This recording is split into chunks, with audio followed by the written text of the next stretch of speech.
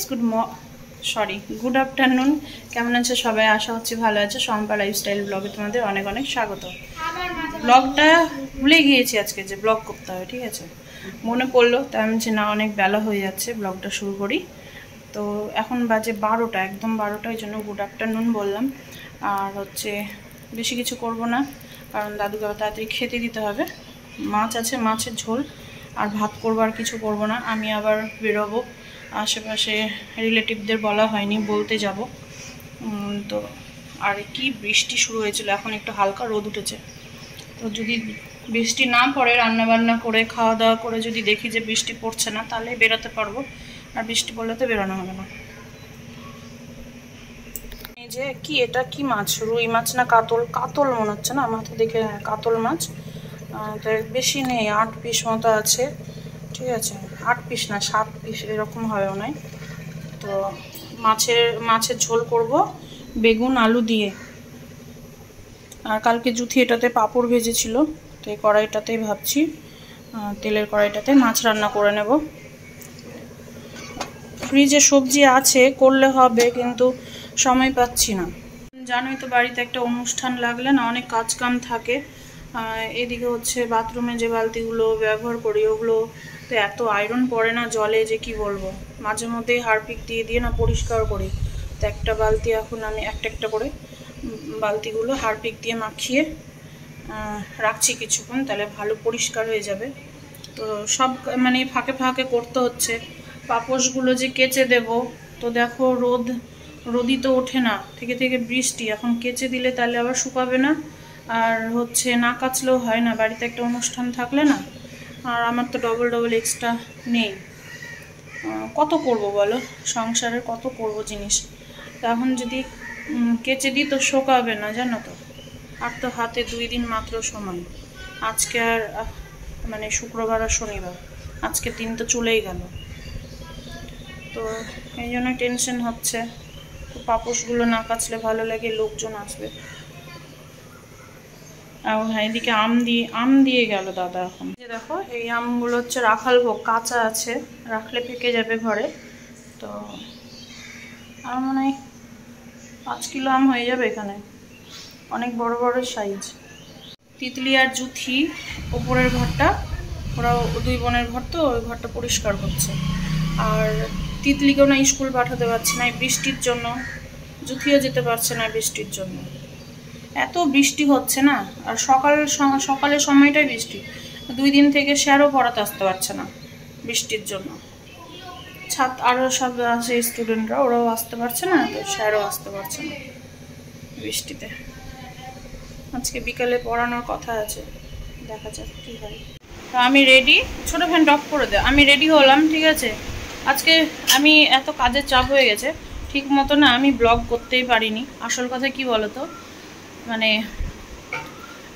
কাজের চাপ হয়ে গেলে না ব্লগ, মানে ক্যামেরা কেউ ধরে ফট করে দিলে ভালো লাগে।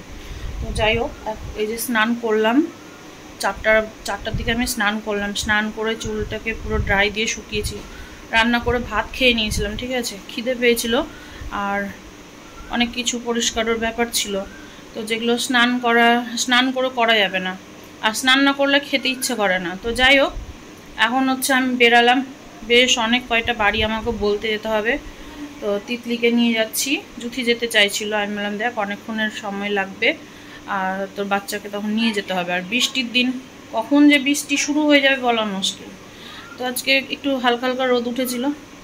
আমি বলছি না, কিছু কাচাকাচি কিছু করতে পারছি না, জানো। জামা কাপড় নাই মেশিনে দিয়ে দিব, হয়তো ঝরঝরে শুকনো হয়ে বেরিয়ে যাবে। কিন্তু এই যে পাপোশগুলো তো আর মেশিনে দেওয়া যায় না, না বলো। পাপোশ তো বলতেই নোংরা, আর মেশিনে অত নোংরা দিলে মেশিনটা খারাপ হতে দেরি লাগবে না। তো এখন যাচ্ছি হচ্ছে, কোথায় দিয়ে যাব, আমার মামার বাড়ি যাব, মাসির বাড়ি যাব। মাসির বাড়িতে বলে দিয়ে হচ্ছে আমি যাব আমার মেজ বৌদির বাবার বাড়ি। মেজ বৌদির বাবার বাড়ি থেকে যাব হচ্ছে আমার, না কোন দিকটা দিয়ে যাব বুঝতে পারছি না। 420 মোড়ে আবার একজনকে বলা আছে, না 420 না কি জানো, ফুলবাড়িতে একজনকে আবার বলতে আছে। কোন দিক দিয়ে দেখছি, ভেবে কিছু পাচ্ছি না কোন দিক দিয়ে যাবো আর কোন দিক দিয়ে শুরু করে লাস্টে আমাদের বাড়িতে গেলে একটু এই ঘর ওই ঘর গল্প করতে হয়, তো দেরি হয়ে যায়, বুঝতে পারছো? তো ভাবছি যে সব শেষে আমার বাবার বাড়িতে ঢুকবো, ওটাই তো ভেবে রেখেছি। এখন এইগুলো আমি ঝটপট বলে দিই, আর তো দিন নেই জানো। কালকে আমাকে আবার মুদিখানার বাজার করতে যেতে হবে জানো তো, অনেক চাপ হয়ে গেছে। আর বাজার টাজারগুলো সম্পূর্ণ আমার উপরে ছেড়ে দেয়। আর কি বা বলবো বলো, ও তো দোকানে যায়, ওই শুধু দুপুরে খাওয়ার সময়টুকু আসে, একটু রেস্ট নেয়, আবার চলে যায় দোকানে। তো চলো পুরো ব্লগটা দেখতে থাকো, সাথে থাকো। হয়তো খুব ভালো ব্লগ হয়তো করতে পারছি না আজকে, তবুও চেষ্টা করবো। Good morning. কালকে আমি ব্লগ ওই মানে রেডি হয়ে কালকের ব্লগটাই আজকেও করছি, ঠিক আছে? রেডি হয়ে বেরিয়েছিলাম কিছু রিলেটিভদের বাড়িতে নেমন্তন্ন করার জন্য।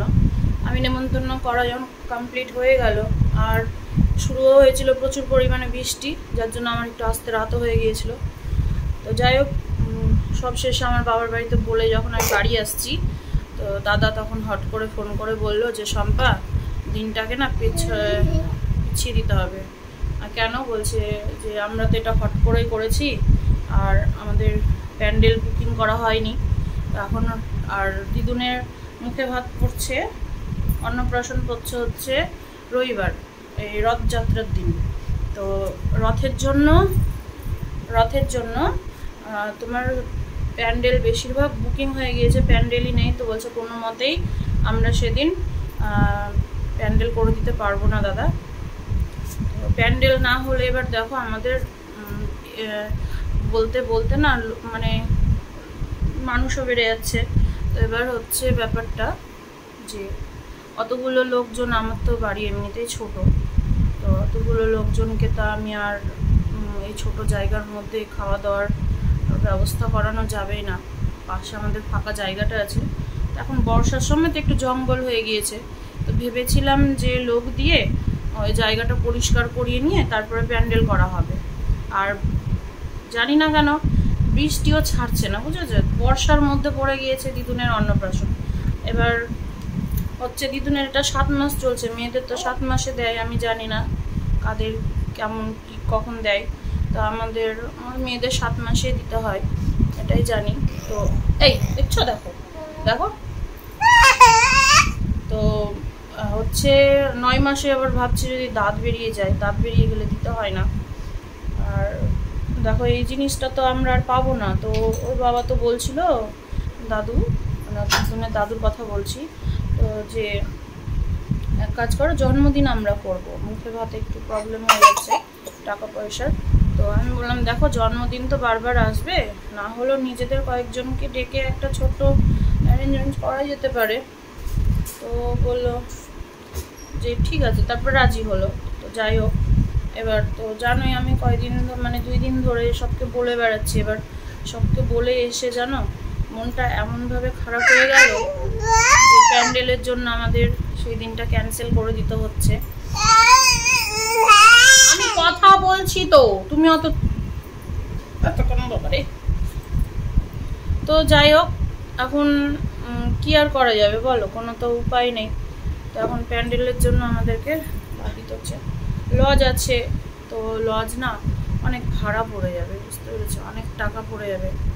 তো ওই জন্য না মানে হচ্ছে না, সব দিক থেকে তার করা যায় না। দিদুনকে একটা কিছু দিব ভেবেছি। তো তারপরে এদিকে অনুষ্ঠান, লোকজন, প্যান্ডেলের খরচ একটু ভেবেছি, একটু সাজানো ডেকোরেশন একটু করবো, সেই দিকে টাকা। তো অনেক খরচও আছে। আর সব কিছু তো মনে করো যে দিদুনের দাদুর ওপরে, একার ওপরে। ওই জন্য ভাবনা চিন্তা করলাম যে থাক তাহলে কয়দিন পিছিয়ে দিই। আর রথের দিন না অনেকেই বলছে নিরামিষ খাবো, মানে মাছ মাংস যাই করি না কেন খাবে না অনেকেই। ওই জন্য ভাবলাম যে তাহলে আর নিরামিষ খাওয়া তো কেমন একটা লাগে। তো ভাবলাম যে থাক তাহলে কয়েকটা দিন পিছিয়ে দেওয়া যাক। তো আমি ভেবেছি এখন যে সেই দিনই অন্নপ্রাশনের তারিখ ছিল, রথযাত্রার দিন।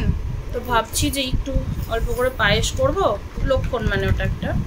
তো পায়েস একটু করে, শুধু পায়েসটাই করে একটু দিদুনের মুখে একটু দিয়ে দেবো ব্যাস। আর একটা ভালো দিন দেখে তখন ভালো করে, বাপরে কান ফাটিয়ে দিল আমার, ভালো করে তখন একটা অনুষ্ঠান করা যাবে। ভালো একটা দিন দেখে, যাতে বৃষ্টি না হয়, দূর দূর থেকে সব আসবে, তো বৃষ্টি টিষ্টি হলে না আসতে পারবে। ঘুম যাই। তো এখন আমি কালকে ভিডিওটা না মনটাই ভেঙে গিয়েছে, আর করিনি। আর আমার ফোন করতে করতে না সবাইকে ফোন করে হাত কতটা ভরে দিচ্ছে, মানে তো